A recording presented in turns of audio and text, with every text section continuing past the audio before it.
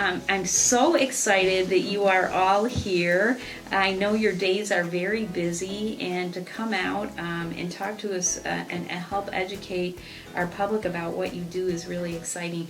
So, Erin, do you want to start and maybe tell us a little bit about yourself and what you do? Sure, I would be happy to. So I've been with Valparaiso Community Schools for, I believe it's 19 years now. Oh my gosh, so I've been, so I've been a teacher. I actually did my student teaching in Valparaiso. So I've been a teacher here. I've worked at the elementary level as an instructor, as an interventionist. I've been a principal. I was a principal at 2 elementary schools, but now my role, as of last year, is Director of Social Emotional Learning, and so that position is new to Valpo Schools as of last year. And some of what I do in that position, I'd like to share a little bit of that. It's really, I think of it as, a variety of interventions and services to meet the needs of kids. So it can be lots of things. So I do some work to coordinate with our Porter County Educational Services on special education, do some work with response to instruction, interventions that way. I oversee our social workers.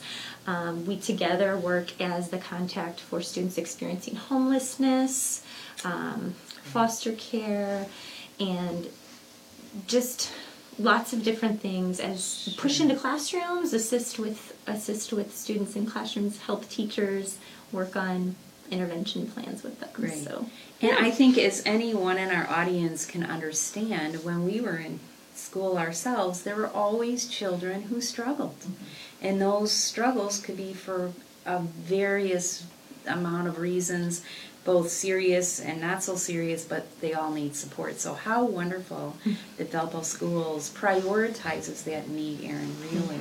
Yes, thank you. Really, that's great. I mean, I think all teachers want to help children, and social workers, school social workers, but to have an administration that is, putting time and money behind that effort is great. Absolutely. Yeah, thank you. We think so too. I think it helps to just establish the philosophy and mindset of the whole child. Yeah. And the fact that goes beyond academics, but to all of these other parts of ourselves, socially and emotionally, that we need to develop and grow. Right. I work really closely with both of the directors of education for elementary and secondary, and I think that is important too, because we coordinate on lots of aspects of students. Well, and development. You couldn't have any better experience as a teacher, as an administrator. Thank you. My goodness. Thank you. Well, I mean, that consistency means a lot. That's fabulous, Erin. And how about you, Debi? Can you tell us a little bit about yourself and your career path? Yeah, I'd love to. So I've been with Valpo Schools for 4 years. I spent the bulk of my career in foster care and adoption. Okay. So worked a lot with foster families and kids in care and supporting staff as they're working with those. So I really think that experience has helped me in school social work. One of the biggest things I learned is we really need to get to the why behind the behavior. And so coming to a district like Valpo, that SEL is really important, and that's kind of part of the mindset is like, what's causing the behavior? Because if we can go figure out what's causing it, then we can help them, was a big selling point for me in coming to Valpo. So I came 4 years ago. I think it was 2 years ago that I became the department chair. So I'm a social worker at Hadley Elementary. How many social workers are there, Debi? About? We have 12. 12, wow. We have 1 in each school and 2 at our high school. We do have an alternative school, so we technically have 3 high school social workers. And then we have a behavioral specialist who's also part of our team. Yeah, it's amazing. And we have a terrific team. And we really utilize each other. So that's the part that I think is huge as well. Even though we're all in separate schools, we work closely together to meet the needs of the kids in the district, but also like, oh my word, I'm struggling with this. What would you do? And it's a very collaborative relationship with them. So your group of social workers really model what you're teaching. I believe so, yes. Teamwork and getting along, and which is not always easy. It isn't. It isn't. And each school has a different dynamic. Sure. And so the personalities are different, and the social worker personalities are different, but, you know, we come together for the right reasons and, you know, to help kids. And I think that you're right, the model is very much to the students. I mean, the fact that you have one in every school is unreal to me. It is amazing. Ridiculous. Yeah, Yeah. I Sorry, agree. were you going to say something, Erin? Oh, I was just going to add, you know, I began working really closely with the social workers last year in this new role. I always worked with them in my own building. Sure.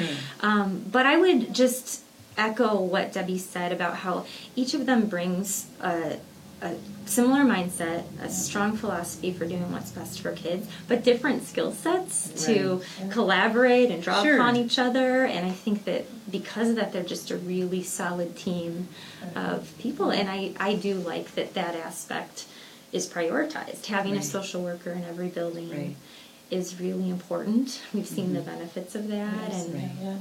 It's important to us. And that's beyond school counselors. So there are also school counselors in middle school and high school. So that's important to know too, that it's and I think in addition. Maybe if you can both talk. And did I interrupt? Did You're you okay. have more? Nope, we kind of have been able to talk it through, so you're good. But I mean, that whole idea, I don't think, sometimes if you're not a school person, a teacher, administrator, you don't understand that when there are needy children, and their parents, which sometimes are needy, that getting them help helps the school as a whole. I mean, not only do you morally want to help them, but some people will say, well, that's not a school's job. School is just academic. Well, no.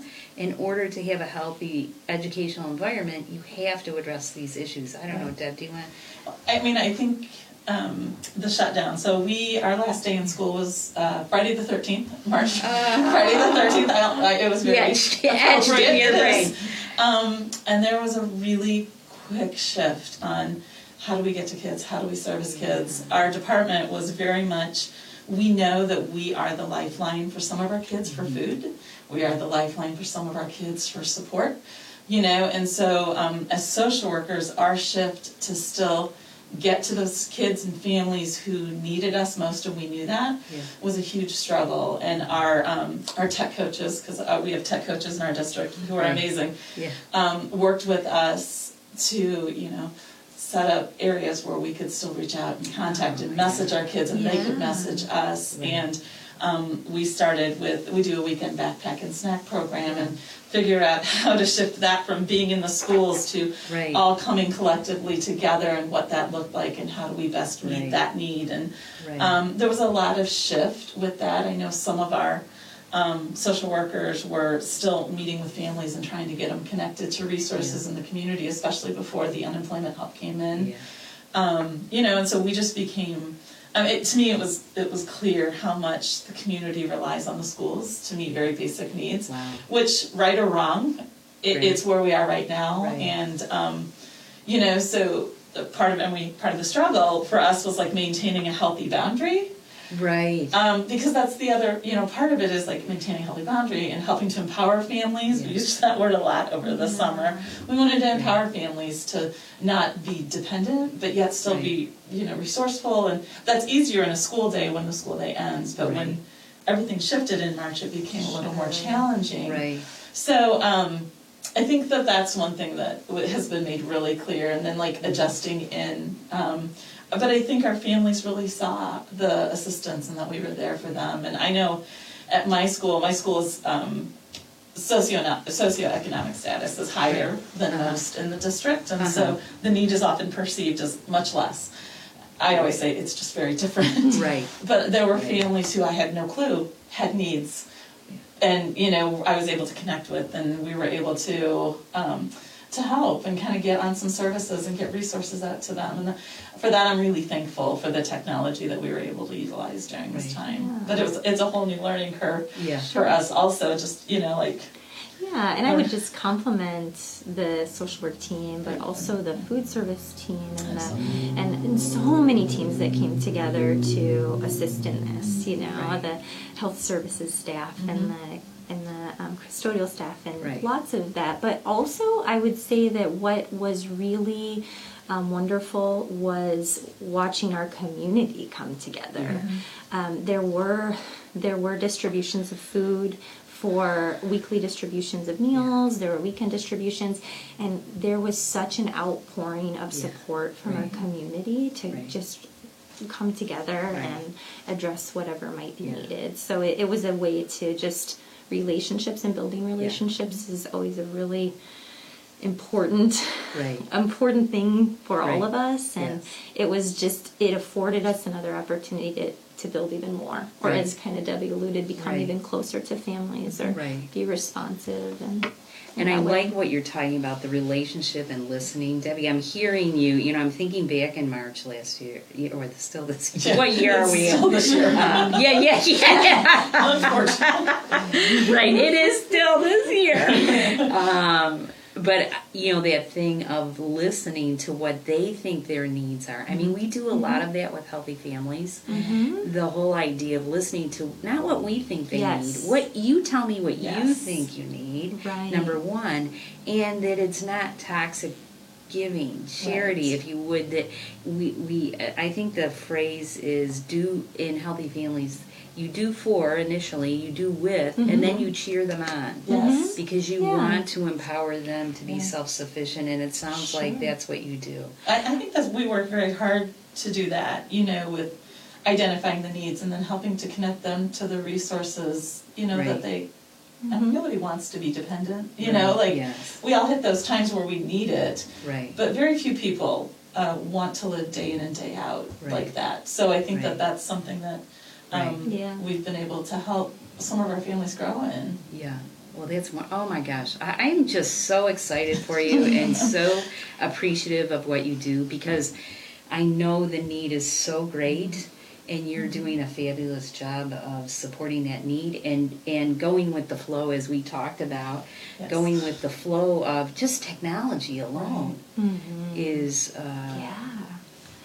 navigating how to give. And then thinking about how those challenges evolve into opportunities. We've thought about that too. So every time you come across something that is really challenging, there are a lot of the times we can shift that to say, how can we now use this as an opportunity? And one of those examples with technology is certainly the fact that we've been able to use video conferencing or those kinds of connections to be more accessible in some ways to parents who are working and have limited time frames, that they can make those connections with us. And so our social workers set up some online management systems where kids could more easily connect with them right away, or open sessions for discussion. So it was also a nudge to move forward on some things that we'll want to keep. Sure. Because there have been positives to that. Right. And isn't that the silver lining? That some of these things, if tomorrow we went back, and it's going to not be tomorrow, it'll be, gosh, who knows from now, but that we will keep some of these things, as you say, absolutely, Erin, that work so well, that the technology connection, not for everyone, but for some, it really is good. Yeah, Great. Definitely. Even collaboration could happen from people who are further away. People have been in meetings to collaborate with people on topics such as these, where they may be in Chicago and they wouldn't have been able to come to an in-person meeting, but now they can be a part of that discussion, and we can share ideas along those lines. And don't you think, why didn't we think of this before? Yes, a lot of the times. For God's sakes, the people we can reach out to and get so quickly. Absolutely. I always have in my mind, now you guys are young, but the Jetsons, the show The Jetsons, I'm like, this is like the Jetsons, and this is working. We can be a little Jetsons. There are pieces that are working really well, I think. Good. Yeah. So anything else you'd like to chat about what's happening? I would say that, as we talked about things we've learned that are also just really positives, our families and our students have been really wonderful at the return to school. And, our students are responding to what's required of them, whether it be remote or in person, and it's really like touching and heartwarming to see that everybody's working together on that and doing that. I would like to highlight our social workers and 2 programs that they are doing right now, or that they do all the time, just so people are aware. And I always like to share it because it's a way for families to connect with us if it's something they could use as a resource, and it's another way that sometimes people ask us how they can contribute to this work. Right. So one is our Backpacks and Snacks program, and, Okay. and Debi mentioned that, and that program provides additional food over the weekends to families who express that need. Okay. So we send home, and I say we, it's a social work team that's had this going for a long time. Yeah, So that's a great I am program. not taking credit for it by any means. It's theirs. But it's 2 breakfasts, 2 lunches, 2 dinners on a typical weekend. Oh, wow. Usually some snacks, shelf-stable items that go home with kids in their backpack.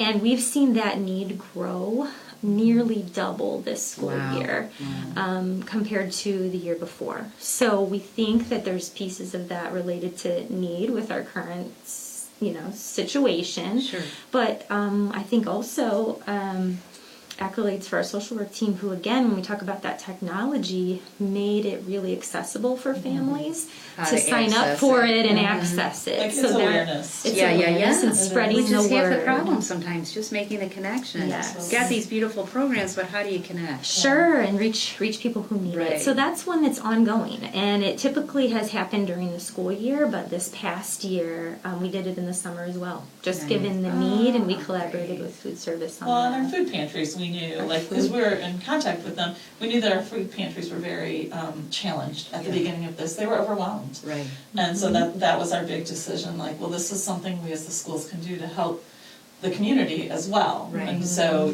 we very much stayed in contact with them, and, Yeah. it was a give and take, and we were able to, some food that was donated that we weren't able to use, we were able to share with them. They dropped some stuff off that would be good, so it was Yeah. it became more of a community collaboration, quite frankly, with Right. Yeah. more so than it had ever been. Yeah, So, and that program, as well as the other one, Holiday Assistance, Okay. that's happening kind of underway right now for Uh-huh. families who could use some of that support.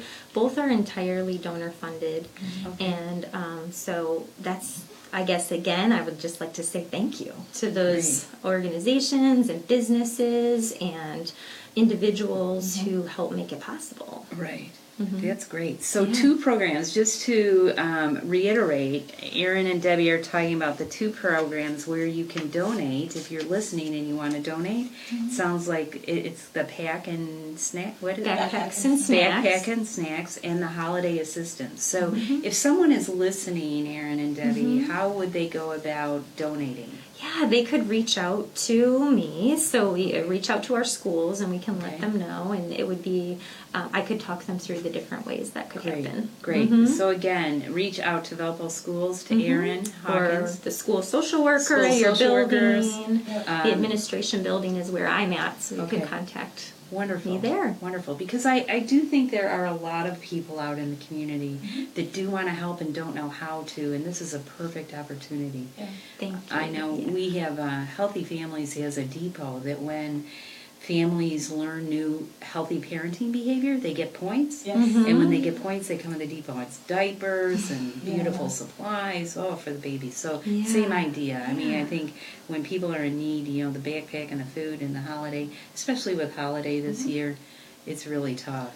Yeah, well, I had a family last year, the mom, I had only put her 2 school-age kids on, and I'm like, well, we put the whole family on. Oh, nice. And so we went ahead and, got all 4 kids, and she texted me Christmas, probably Christmas Eve or right before, she's like, I'm sitting here in tears, I didn't know how I was going to be able to do any gifts for my kids this year. There'd been a recent divorce, and so financial troubles, and Right. all that kind of stuff, and she's like, I just can't thank you guys enough. And those kind of stories are really, heartwarming when you know that it makes the Right. difference for a family, just a little bit, and for the people who donate, it's like, there's a couple of gifts, I got an outfit and a toy, I'm like, right, but that's an outfit and toy more Yeah. than that child would have gotten. Right. So that's a really impactful program Yeah.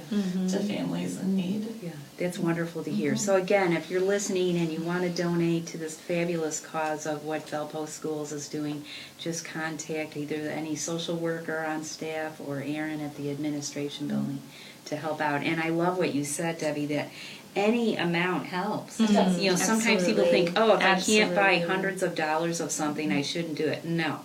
A couple gifts is great. Well, and Right. we usually, I mean, we'll have families come together. So if one person can't do it, we'll say like, well, my mom and I will do it together. And that's completely acceptable. Like we, we're not, and we've got groups that do it, we've got Right. individuals, we've got families. Right. They try to get kids, their own kids' age, to teach them at a young age that not everybody has as much as them. So, I mean, I think that's where our families, when they come in, really like the life lessons. It works for their kids too. And Oh, I'm like, nice. developing empathy and awareness for Yeah. others is always great. Right. So, Teaching that giving is important. yes. Sure. Yeah. Great. Sure.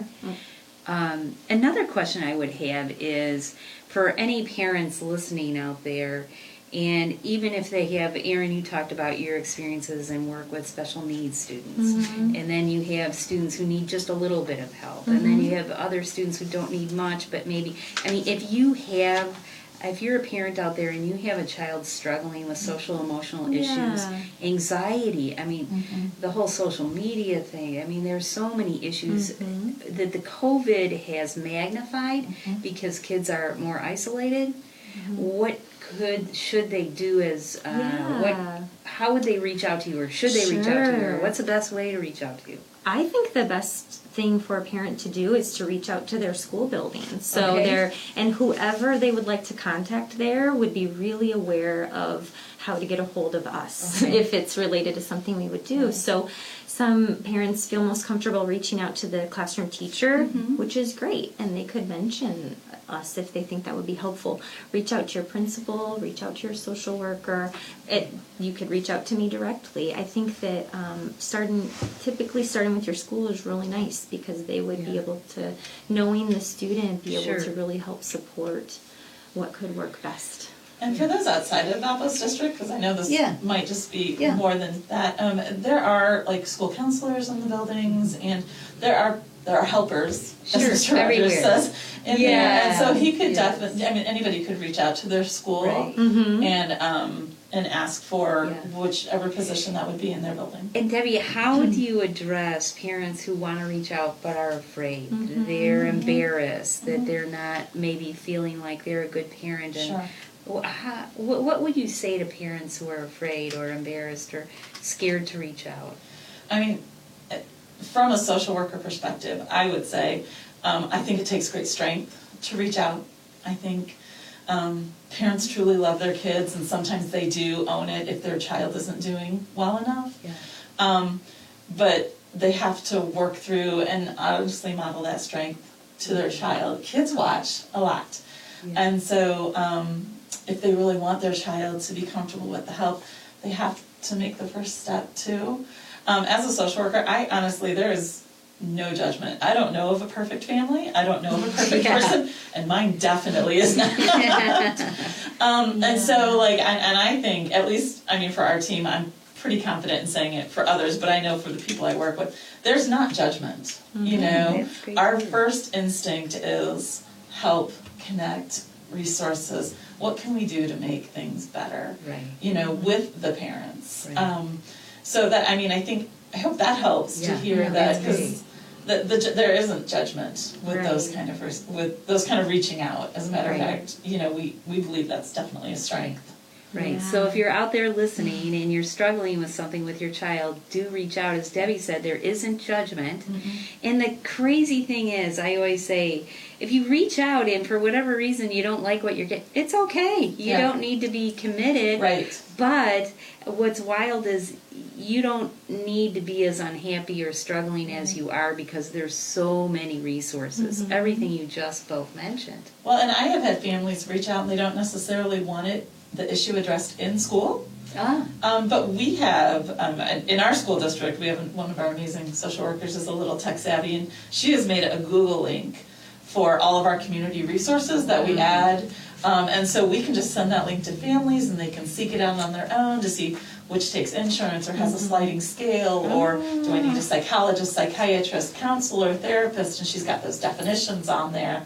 So it's an amazing resource that we send out to families. So sometimes they're like, I think we just want to look into, and that's great.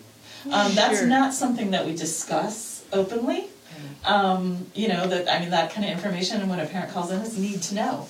You know, so they don't have to worry about their business getting spread throughout the school. That's not lunchroom conversation. Yeah, so for confidentiality. Absolutely. Those boundaries are still is there. that list of resources on your website, or do they have to We're contact? working on getting them added to our Okay. website. Okay. So, But to contact a social yes, worker to ask for that would be, absolutely. do it.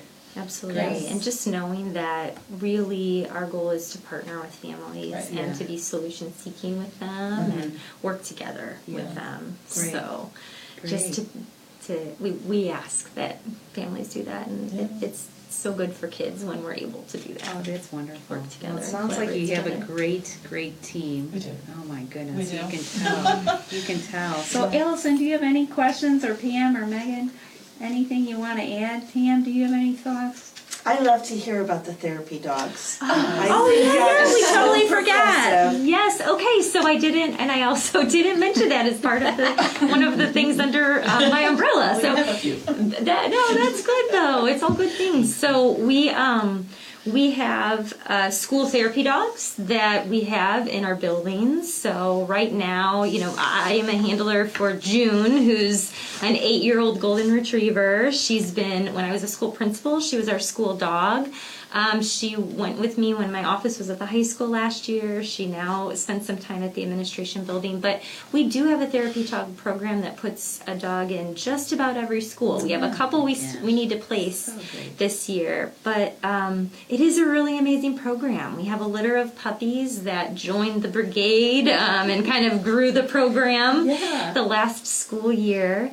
And they are working through their certifications, but it is something that we see as really impactful in a lot of ways. So it's a good preventative where kids can visit and kids can see the dogs and interact with them. Right now we have some creative ways of doing that with keeping up with our COVID-19 precautions, but we also see it as really nice for staff and for adults and for families to, if that's something from which someone could benefit. So, yeah. Well, and it's a that good program thing. was community supported. Like Yes. school dollars didn't go. Ah. We had community individuals Correct. who stepped up and sponsored the purchase of the dogs, and vets that sponsor their ongoing care and a grooming. Does Correct. Smoochie Pooch do it for all Yes. of them? Yeah, Yes. Smoochie Pooch grooms our dogs, and so I mean, like there's community sponsors Right. that came in and made it possible, Right. and that's been amazing. That was cleared up pretty quick that is not school money, that is community. So it really got the community involved. Wow. And they the puppy rallied. pictures are on the website. We're gonna go right to those like puppy when they pictures. were babies, the pilot puppies really? and stuff. They're so stinking cute. They're bigger now. I've said that, but it's just another way that our community really rallied It behind is. the schools, Yeah. which we're so grateful for. I mean, you couldn't even list all the ways that our community does that Well, and that's sees the wonderful. value in schools and the work that all of our educators do. Well, that is wonderful, Erin and Debbie. Honestly, Alison, thank you so much for being here. Any other thoughts? Have we missed anything? Not that we couldn't talk forever. Right. Yes, But, thank you for having well, us. thank We're so you for grateful. coming. Valparaiso Schools is so progressive, and especially at this time where we need to, as Deb, you talked about, understand the needs of others. And Erin, how beautifully that you work as a community, not only as a team within the schools, the parents, the teachers, the nursing, everyone working together. How wonderful, and that's a great role model for all of us to see. And again, to reach out, and it's been an absolute pleasure yes, meeting thank you you. both, and Alison, you too, in communications. So with that, we'll end, and I would just say, it's a big week going on, a lot going on in our country. It is Red Ribbon Week, though, too. Yes, Red Ribbon Week. I have to throw that out there. Right. Yeah. Try to spread the word about being healthy and not Making using wise choices about drugs and alcohol, absolutely. Right, which again during the COVID I know can be a problem that people lean on unhealthy, if you would, coping mechanisms, and how that's not such a good choice. So Red Ribbon Week, anything? Well, and if I can plug that, Absolutely. a lot of people don't start talking to their kids till middle and high school age, and quite frankly, those decisions are already made. So it's really wise to talk with younger kids about healthy choices whether it be the food they eat or, when they drive or, those general everyday conversations are a great way to start developing healthy choices, even in young kids. There you so that's really important. And how about the idea that, the 50-50 rule, we're not happy 100% of the time. Absolutely. So when we feel negative feelings, that's normal. Yes. And half of our life is negative feelings. Yes. But I think kids, and especially social media, even from early elementary age students, think we're supposed to be happy. So when they're not, they think they need to turn to alcohol or drugs or, not healthy things because they're supposed to be happy, when in fact feeling negative emotions is part of the deal. And then you choose what to do with those emotions. Yes, right, Absolutely. right. And if parents can, as you said, to have great advice, parents talk to your children early about when you're feeling anxious or upset or something that you find healthy ways to cope. And wow, we could all use that. Agreed. Even adults. Agreed. And how we talked prior to getting on about self-care as parents and administrators and teachers and social workers and anything we do that.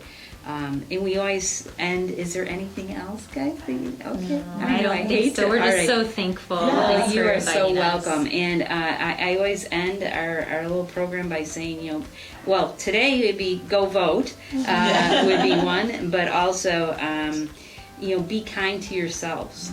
Be good to yourselves. Take time for a little self-care. And be kind to others out and about in the world because you never know what anyone is struggling with. So thank you, Valparaiso Schools. Thank you. We loved having you. Okay. Thank you, Meg.